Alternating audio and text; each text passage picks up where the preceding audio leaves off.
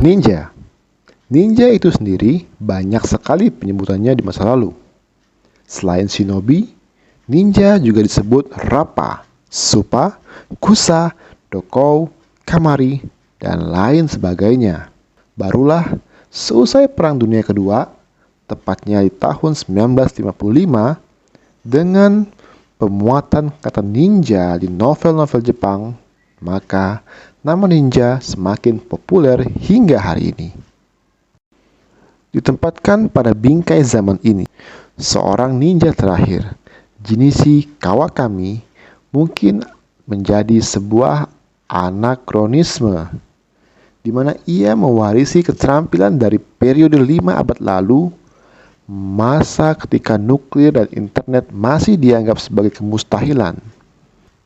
Lelaki Jepang itu pun berhenti sebagai seorang teknisi dan memutuskan mengajar sejak 1 dasawarsa silam. Secara profesi, Jinichi Kawakami adalah seorang insinyur, tapi ia memiliki keistimewaan lain. Jinichi merupakan keturunan terakhir ninja Jepang. Jinichi Kawakami mengatakan bahwa dirinya mulai berlatih seni bela diri ninjutsu pada usia 6 tahun. Jinichi hanyalah seorang anak kecil biasa ketika dia mulai latihan ninjutsu itu, di bawah pengawasan Tuan Masazo Ichida, seorang pria yang berpakaian biarawan Buddha. Dan bahkan dia tidak menyadari apa yang tengah dia pelajari hingga beberapa tahun kemudian. Saat itu, Jinichi diminta untuk menjalani latihan ekstrim, seperti menahan panas dan dingin yang luar biasa, serta sakit dan kelaparan. Untuk meningkatkan konsentrasinya, dia bahkan harus menatap sumbu lilin hingga dirinya merasa ada di dalamnya. Tak berhenti sampai di situ, selain latihan mendengar suara jarum yang jatuh di lantai kayu, Jinichi juga belajar melompat dari ketinggian, belajar bahan kimia, cara membuat bahan peledak, dan mempelajari cuaca serta psikologis. Tepat sebelum beranjak usia ke-19 tahun, dia mewarisi gelar master bersama dengan beberapa gulungan kertas dan senjata-senjata kuno. Meskipun Jinichi tidak mengklaim bahwa dirinya ninja terakhir di bumi, dia telah diakui sebagai master ninja terjati terakhir dari Jepang.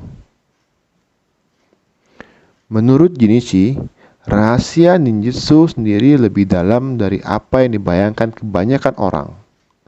Tentunya jauh berbeda dengan apa yang kita lihat dalam film-film modern saat ini. Jinichi pun mengakui bahwa manusia tidak bisa waspada sepanjang waktu. Oleh karenanya, seorang ninja harus mengeksploitasi semua kelemahan-kelemahan dalam dirinya untuk mengakali lawan yang lebih tangguh atau lebih banyak. Jinichi juga mengaku bahwa dirinya menjalani latihan bersembunyi dan bergerak secara diam-diam untuk mendekati sasaran. Namun, tidak semua ajaran kuno itu dibocorkannya ke publik, sebab sebagian besar rahasia itu masih disimpannya rapat-rapat. Walau kini Jinichi memiliki pekerjaan normal bukan sebagai seorang ninja, dia tidak pernah berhenti berlatih ninjutsu dan masih sangat fasih dalam seni bela diri mematikan tersebut.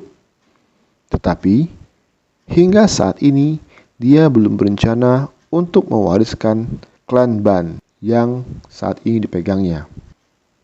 Jinichi enggan mengajarkan itu kepada generasi sekarang. Jinichi bersikeras ingin mati sebagai ninja terakhir. Aku dijuluki ninja terakhir karena tak ada orang lain lagi yang mempelajari keterampilan ninja langsung dari seorang guru sejak 5 abad lalu, ucapnya. Jinichi Kawakami adalah pemimpin ke-21 klan Ban, sebuah dinasti ninja rahasia yang ada sekitar 500 tahun yang lalu. Nah, sejak tahun 2002, dia memutuskan menjadi pengajar ninjutsu, ilmu bela diri, strategi, taktik berperang dan bergerilya, serta spionase yang dipraktikkan oleh shinobi atau seorang ninja. Meski ia tahu abad ini tak lagi memerlukan dan memberi ruang longgar bagi pendekar sepertinya. Jinichi menyebut bahwa sejarah ninja diselubungi dengan misteri. Ada beberapa gambar alat-alat yang mereka gunakan, tapi kami tak pernah menemukan secara utuh, katanya. Gelapnya informasi tentang hal ihwal ninja disebabkan oleh tradisi yang mereka jaga. Kekuatan fisik bukan senjata utama ninja, tapi bagaimana membuat sasaran menjadi lalai dengan keadaan sekeliling. Bagi para jawara itu, mencari kelemahan musuh adalah titik perhatian utama. Kini, Kawakami yang berguru ninjutsu kepada Masazo Ishida mulai melakukan penelitian di Universitas Mii, tempat ia belajar sejarah ninja. Jinichi menganggap kehidupan ninja sudah tidak relevan dengan gaya hidup modern. Keterampilan ninja tak akan lagi dibutuhkan di masa sekarang. Walhasil, keterampilan ninja hanya jadi bagian dari seni semata.